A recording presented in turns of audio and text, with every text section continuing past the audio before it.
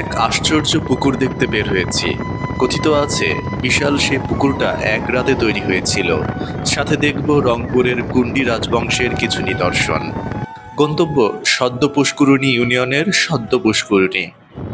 দুপাশে কচি সবুজ ধানের চারা, জাগ দেওয়া পাটের ঝুলিয়ে রাখা, সব মিলিয়ে রংপুরের দর্শনা মোড় থেকে সদ্য পুষ্করিণী ইউনিয়নের যাবার পথটা অসাধারণ।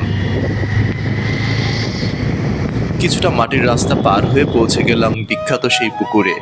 এই পুকুরের নামেই ইউনিয়নের নামকরণ। সম্রাট আকবরের সুবেদার মানসিংহ সৈন্য নিয়ে যাবার পথে এখানে শিবির করেছিলেন। তারই নির্দেশেই এক রাতে তৈরি হয় এই পুকুর। লোকে এর নাম দেয় সদ্য পুষ্করিণী। বিশাল পুকুর, পরিষ্কার পানি আর পাড়ের নির্জনতা, এক কথায় দারুণ। পুকুরের কাছেই রয়েছে কুন্ডি রাজবংশের এক নিদর্শন। সবুজ মাঠের কোণে লাল ইটের এই মঠটা অসাধারণ। নির্মাণশৈলী বা কারুকার্য আজকে এই মঠটার আর খুব বেশি বোঝা যায় না। অনাদর আর অবহেলায় বিভিন্ন স্থানে ভেঙেও গেছে। এই মঠ নিয়েও এক গল্প শুনলাম। কেউ একজন নাকি এই মঠ ভেঙে ফেলতে গিয়েছিল। ওই দিন রাতেই সে মারা যায়।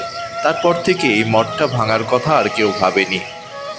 মঠের পাশেই গাছে ঘেরা এক স্থাপনা এখন ইপিআই কেন্দ্র হিসাবে ব্যবহার হচ্ছে।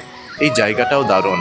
এরই আশেপাশে কোথাও ছিল এক ছাপাখানা, যেখান থেকে প্রকাশ হয়েছিল রঙ্গপুর বার্তাবহ।